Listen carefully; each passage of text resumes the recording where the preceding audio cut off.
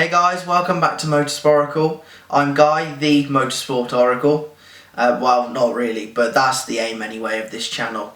For now, sit back, relax, get yourself a drink, and let's talk motorsport, shall we?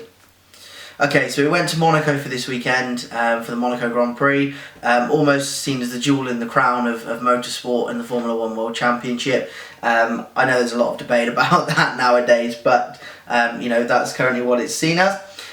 In my preview, we spoke a little bit about the weather, and that ultimately became the main factor as we had the delayed start and then obviously the red flag as well. For me, it was a weird one. The delayed start, I think, wasn't the right decision. We could have had some racing before the real weather hit, and it's fine to red flag the race after that if that's the case, if that was required. But we never got that start that we probably all anticipated and were hoping for. The changing in weather forecast, the evolving track conditions would have made for a really exciting bit of motorsport and an exciting race. Like I say, they could have red flagged it.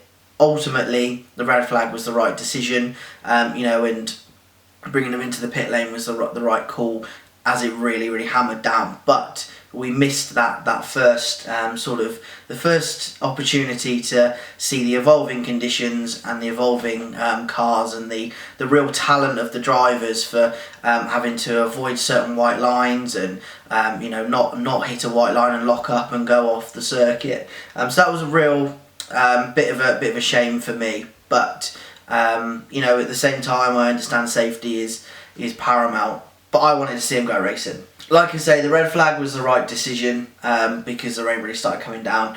But it felt like it went on for way too long again, the red flag. I think it was nearly 50 minutes in the end, which is just too long, isn't it? It's just too long. They should have got that safety car out there. Bert Mylander, he's a seasoned veteran of motorsport. He knows what he's doing. So not only does that help the FIA to understand what's going on, but also the safety car can start clearing some water. Now there is also the point that I believe there was a power outage and the flags might have not been working in terms of the signalling. So maybe that's a little caveat that makes the decision right. But at the time, we all thought that it was due to weather, and we just wanted to go racing and see the cars out on circuit. Once we got back on circuit though and racing, conditions were clearly tricky. We saw Latifi and Stroll both head off and find a barrier behind the safety car. The two Canadians working together in that form. Just more proof to me that Daddy can throw as much money as he wants at it and pay to fix your car, but he's never going to quite fix that talent. So that was an interesting one, and it just so happened that it was those two that went off, and that's kind of where they're at the moment. I do tend to feel a little bit sorry for Stroll more than Latifi. I think Stroll's got a bit more potential, but he lets himself loose sometimes and causes pile-ups. I think he's got a bit more talent than maybe Latifi has, and he's out of a lot of form at the moment, and we might see him come back. But yeah, we got racing, and immediately Pierre Gasly went on to some inters from the full wets. I think it's the right decision for him. I think he qualified 16th or 17th. Monaco's notoriously difficult to overtake at, so he made the right decision for me. He might have been able to boost his race. Immediately once I saw that and I saw him going quickly, my thoughts were get Max in, get Verstappen in. He was fourth in the queue. He didn't have a fantastic weekend all weekend. He was still quality, don't get me wrong, but he didn't have a fantastic weekend. And I thought immediately get him in, get him on those inters, and let him put some fast laps in. In hindsight, Red Bull out-strategized Motorsport here, obviously. They made that right call, really. And I hadn't thought about it properly because, obviously, if he chucked some inters on and was way quicker than everyone else, he's still going to get stuck behind cars. So, ultimately, I would say they made that right decision. But he was fourth after all, so it might have made the right. It might have been an interesting call, and obviously the red flags at the end of the in the middle of the race, helped them to strategise themselves out of it. But and obviously, like I say, Motorsport got out strategized by Red Bull. Obviously, on lap 16, Checo Perez was the first one to come in and make that call onto Inters. First one to blink at that top four, and it was inspired, wasn't it? It really was. Verstappen and Leclerc stopped just 2 laps after, but interestingly, Carlos Sainz stayed out, and we heard some radio coverage of him talking to his team saying, basically, what's the point in coming on to Inters? Let's go straight from the wets to the slicks. So let's extend that wet stint out a little bit longer. Let's go straight to the slicks and only do that 1 stop rather than the 2 stops, which obviously is where it was going, as we could all see. And it nearly worked, but he was way slower in those 4 or 5 laps between when he had wets and went to slicks, and where the other 3 went onto the intermediate tyres. So they kind of out strategized Ferrari there, with Red Bull did at that point as well. So another bit of proof in the pudding there for you how good Red Bull are in strategy aspect. So we got to lap 21, Sainz stopped and put slicks on rather than the Inters, and Ferrari kind of ruined Leclerc's race at this point, because they called him in, then told him to stay out, but by the time they told him to stay out it was too late, so he's already in the lane, and he got stuck behind Sainz. We didn't see this until it got red flagged. We'll go on to that in a minute, and we then saw that footage in a replay, and you could see he was visibly frustrated. He must have been such an angry man at that point. I don't blame him at all. But, they kind of outdid themselves there, Ferrari. But yeah, and then Verstappen and Perez stopped on lap 22, so just a lap later. And basically pulled Ferrari's pants down, didn't they? Let's be honest. Out-strategized them, performed under pressure, got Perez out just in time for Verstappen to get there and be serviced. And essentially, Perez jumped Sainz, who were first and second. They swapped at that point, so Perez was then leading, Sainz second. Verstappen went from 4th to 3rd, and Leclerc from 3rd to 4th. And, so both Red Bulls jumped their main rivals on the day, on the circuit, in terms of the Ferraris. Again, just shows Red Bull pulled their pants down. They really did. We do now know there was a post-race investigation, which Ferrari lost. The stewards threw that out. Ferrari basically said that Perez and Verstappen on their pit exit both crossed that line on the pit exit line, which it was so close. It really was. I haven't seen Perez's footage, but for Max it was so close. Like I say, it was thrown out. As I said in my preview, there was, for Monaco, there's only 2 ways to play yourself into the race win this weekend, and that was getting yourself on pole or on that front row at least, and then strategizing your way into it. Red Bull did that. They got, like I say, Perez in for the win by strategizing it, and Verstappen into 3rd and past his main title rival. We then had that shunt for Mick Schumacher. It was a big old shunt, wasn't it? It looked bigger than it actually was eventually, but it was still felt like a big one. Don't get me wrong, like I say, still a big shunt. We went to virtual safety car, then a full red flag. And at this point, like I said, we got to see the Charles Leclerc visible frustration and smacking his hand on the steering wheel as he was coming into the lane to service onto the slicks, where he lost that position to Verstappen. So anyway, after the red flag, we went back racing again, and only 3 of the top 10 didn't change onto those medium tyres. So the 2 Ferraris, which is an interesting call, and Lando Norris, who we'll go to talk on a little bit about Lando Norris in a bit.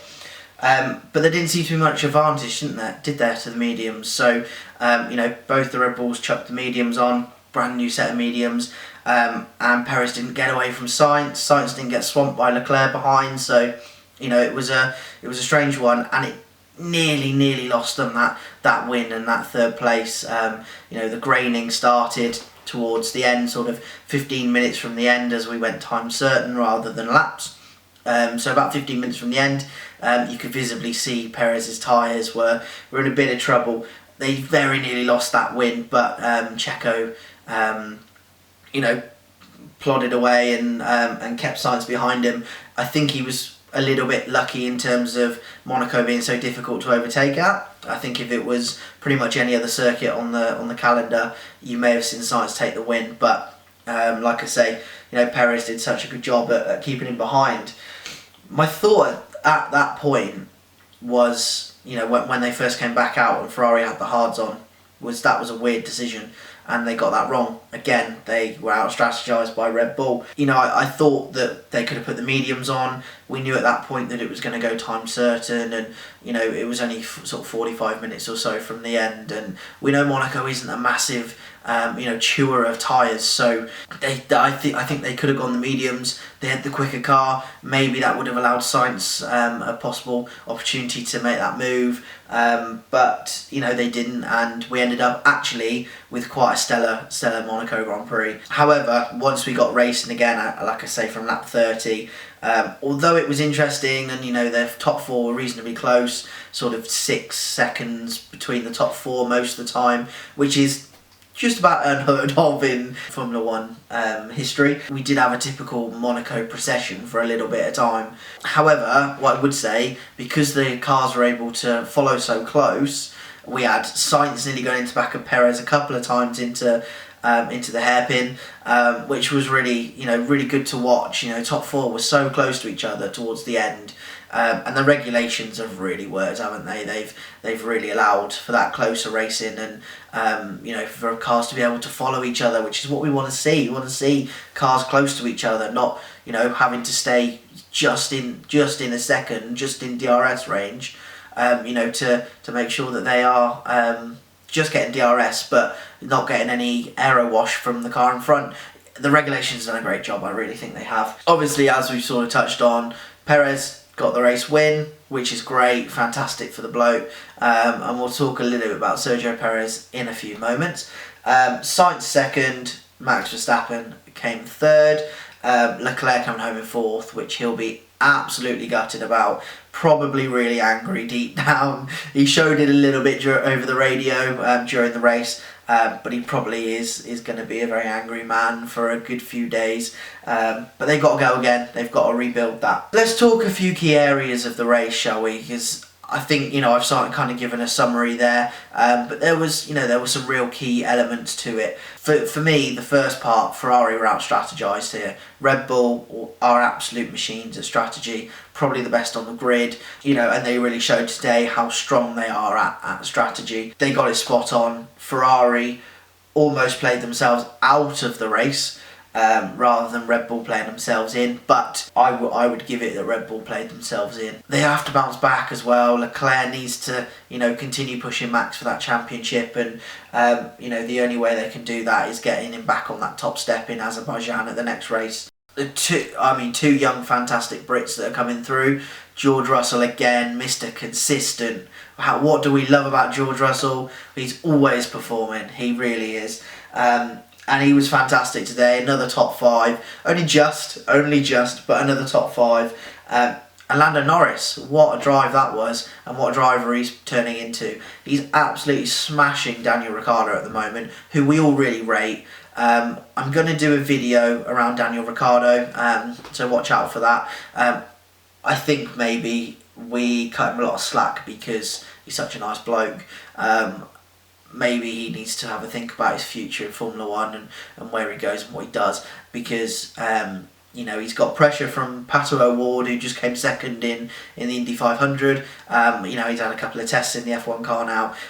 Lando, like I say, is outperforming the guy. He really is. He's been ill the last 2 weekends. He's finished 8th and 6th. Lando, I think, was diagnosed with tonsillitis the Sunday after the Spanish Grand Prix, where he beat Ricciardo, came into the points, and Ricciardo dropped out of the points. He just finished 6th, 0.2 off 5th. And Ricciardo was languishing round in, I believe it was about 13th place. He nearly got lapped by his teammate, and it's just not it's not quite good enough, really, is it? I think that's also credit to Lando. He's absolutely on form at the moment. Ricciardo's bang out of form, and it's the two sort of extremes of form, if you like, that are coming together at once at the moment. But absolutely hats off to him, considering he's still sort of ill as well. Monaco itself doesn't usually bring up a race as good as what we've seen today, but it was a great race, wasn't it? And you know, they haven't got a deal with Monaco for next year yet. I'd be so surprised if we don't see it on the calendar, but it could happen. And that's a really weird one for me. It's usually a procession, we know that, but it was a spectacle today. And just proves that we can have some great racing in Monaco. The regulations have really helped, like I've said already. I want to touch on Sergio Perez, and this is sort of the last part of this video. He was absolutely fantastic today. What a race, and what season he's having so far. He came in 2021, and I thought, you know, he's definitely going to be playing second fiddle to Max. He is at the moment still, don't get me wrong, but 2022 he's absolutely performing. And you know, he took that team to that win today. Probably boosted Max's performance as well. Max was having a really weird weekend. He wasn't really in tune with the car ever throughout the whole weekend, and Checo, I think, you know, helped pick up his pace and push him on.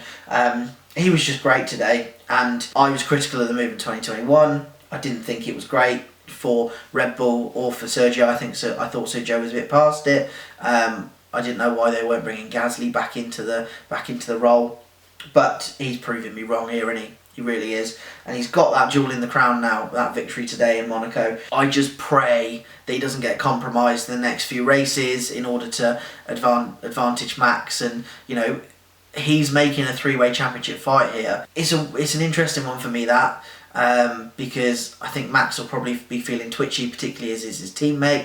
But he's only 15 points behind Max now. And, you know, I think if they were to prioritise that, Verstappen over Perez in the next few races in particular, that would be really, really frustrating to watch. Let them race, let them go and you know, get those championship points that they need.